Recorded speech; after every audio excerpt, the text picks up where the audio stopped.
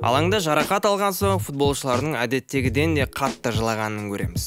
Олар өзінің жарақатының ауырғанынан емес, әлем чемпионатына бара алмай қалу қаупінен жылайды. Себебі кез келген футболшыдан футбол мансабындағы ең маңызды кубок қайсы деп сұрасаңыз, олар осы ұлттық құрамамен алатын кубок деп айтады. Тіпті чемпиондар лигасы да әлем чемпионатының қасында рөл ойнамайды. Клубтарда ойнап әлем құрметтеген күшті, бірақ өз елін құрметтеп жатса, бұл бөлек әңгіме. Сол себепте ойыншылар ұлттық құраманың сапына іліне алмай қалса, қатты күйзеліске түсетін де осы. Қазір біз видеода Катарда өтетін әлем чемпионатына жарақатына байланысты бара алмайтын футболшылар туралы айтатын боламыз. Қазақша контентті дәріптейтін Жәлейіқті арнасына қолдау ретінде тіркелегет. Сенің қолдауың мен үшін ауадай маңызды.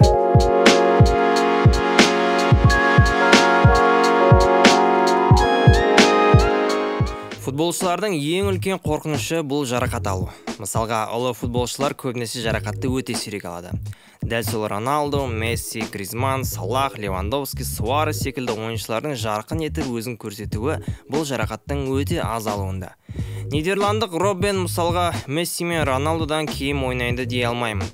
Дриблинг, жылдамдық, соққы, пас беру барлығы бар бұл ойыншыда. Бірақ жарақатына байланысты мансабының жартысын емделумен өткізді.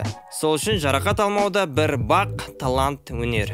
Ал енді алғаш рет күздің уақытында Катарда өтейін деп жатқан әлем чемпионатына жарақатына байланысты мүлде бара алмайтын ойыншыларды айтайық. Поль Погба өзінің клубқа қарағанда ұлттық құрамада балықтай сезініп, арыстандай ойын көрсететін франциялық Погба осы жолы жарақатынан аяқ алмады.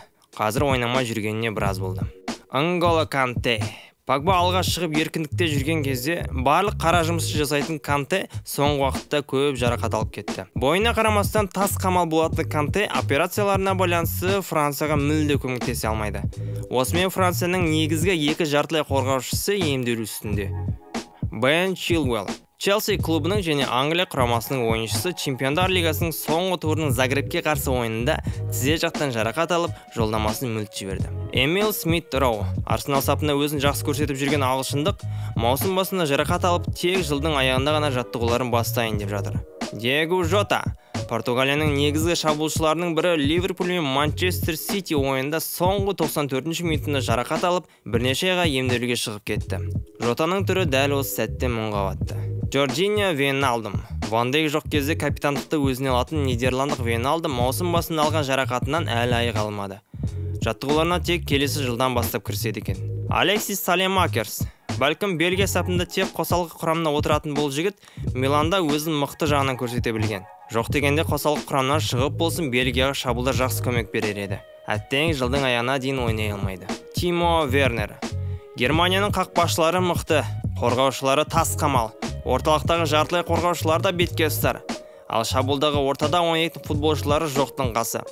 Бұл позицияда кімдер ойнамады? Тіпті Мария Гетсені де бапкер амал жоқтықтан қойып жүрген. Ал енді соған қасарысып, Тимо Вернерді Чемпиондар лигасында Шахтермен болған ойында жарақат алып, әлем чемпионатынан тыс қалды. Артур Мело. Бразилиялық ойыншы Барселонада да, Ювентусте де жақсы ойын көрсете алмай, Ливерпульге уақытша келісім шартпен келген.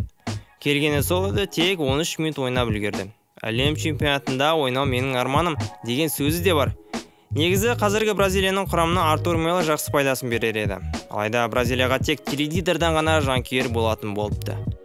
Ал енді әлем чемпионатын өткізіп алуы мүмкін ойыншыларды тізіп шығайық. Бұл ойыншылардың ойнауының пайызы өте төмен. Бірақ бар. Ең бастысы пайыз нөлге теңелген жоқ. Сон Хин Мин. Оңтүстік Кореяның жалғыз үміті. Сонсыз Оңтүстік Корея бір нәрсе бітіре алады дей алмаймын шын айтсам. Себебі ұлттық құрамада Сон Хин Мин өзінің ойынымен әріптестеріне тек үлгі көрсетеді. Қасындағы әріптестері ренжімес, бірақ олардың ойынын көрген кезде Сонның ойыны Пеленің ойыны секілді көрінеді. Ол жарақатын осы жақында ғана Чемпиондар лигасында Марсельге қарсы ойында алды. Алаңнан жылап шықты, бірақ ойнап қалуға мүмкіндігі бар.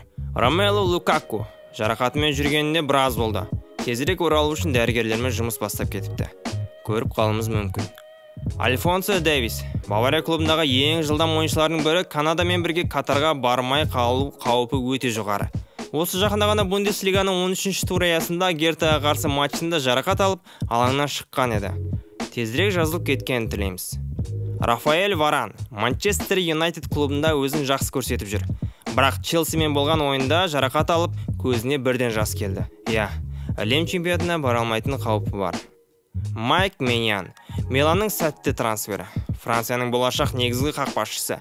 Әрине қазір Лорис орнын бере қоймайды, бірақ ол ойын барысында жарақат алып қалса ше.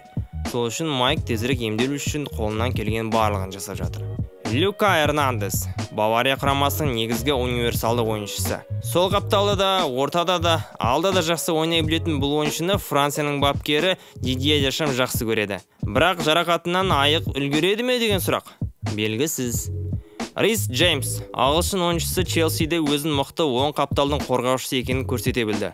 Қазан айының 11-іне жарақат алған ол әлем чемпионатына дейін жазып үлгере ме? Катарға бару үшін барымды салам деп жатыр. Барыңды салған жақсы, бірақ тезірек жазылу үшін тек уақытты тоқтатып қою керек секілді. Кайл Уокер, Рис Джеймстің бәсекелесі. Жылдамдық бойынша ешкімнен қалмайтын ойыншы. Бапкері Гвардиоланың айтуы бойынша жазылып үлгереді дейді. Пауло Дибала, қашан көрсең жарақат алып жатады. Мансабының жарқын өтуіне үлкен кедергі жасаған осы жарақаттары. Қанша жерден талантты болсаң да, жарақаттарың сенің үздік ойыныңды көрсетуге мүмкіндік бермейді. Рома клубы бұл ойыншыны қалай қарсы алып алды?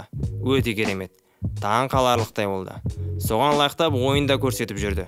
Әр ойында гол не ассист. Бірақ өкінішке орай жарақаты Аргентина мен Катарға баруына мүмкіндік бермей қалуы мүмкін. Анхель Ди Мария. Дибалаға қарағанда жарақатты азырақ алады.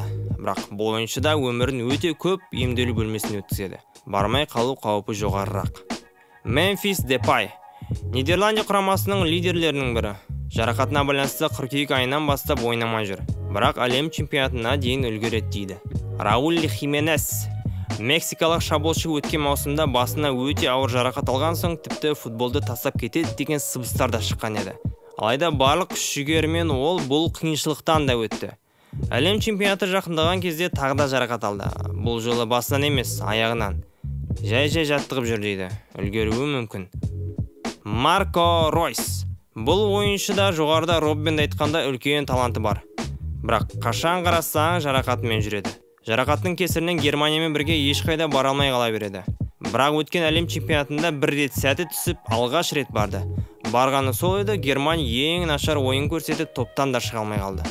Әрине ол Ройстың кінәсі емес. Ройс ол кезде жақсы ойнады. Ал осы 2022-де болатын үлкен турнирге жазылып үлгереді ме деген тағда бір сұрақ бар. Лерой Сане жарақатынан айығып жаттығулар жасап жүр делінген. Алайда әлі алаңға шықпады. Негізгі құрамның ойыншысы құрамнан тыс қалса команда үшін қиын болады. Микель Ойярсабаль, испаниялық шабуылшы өткен маусымның наурыз айында ауыр жарақат алып, біраз айларға шығып қалған еді. Бірақ қазір жаттығуларын жасап дайындалып жүр дейді. Бапкер бүкіл маусым бойы ойнамаған ойыншыны алу мүмкін бе? Испанияда онсыз да жақсы шабуылшылар көп. Жазылса да бапкер алмайды-ау деген күмән бар менде. Садио Мане, Аргентинада Месси десе, Норвегияда Холланд десе, Португалияда Роналдо десе, Сенегал үшін бұл Мане. Әлем чемпионатына 2 апта қалған кезде алған жарақаты бүкіл сенегалдықтарды бір қорқытты. Тезірек сауығып кеткенін қалаймыз. Себебі Манесіз Сенегал жақсы нәтиже бере алмай қалуы мүмкін. Жалпы біздің тізім осы. Енді бұл тізімге тағы да ойыншылар қосылмасын деген түзу ниетіміз бар. Себебі әлем чемпионатын біздің сүйікті футболшыларсыз көргіміз келмейді. Желаяқтай арнасына тіркеліп қолдау білдірегет. Қазақша контентті дәріптейтін арна үшін бұл үлкен шабыт. Амандықта жолыққанша сау саламат.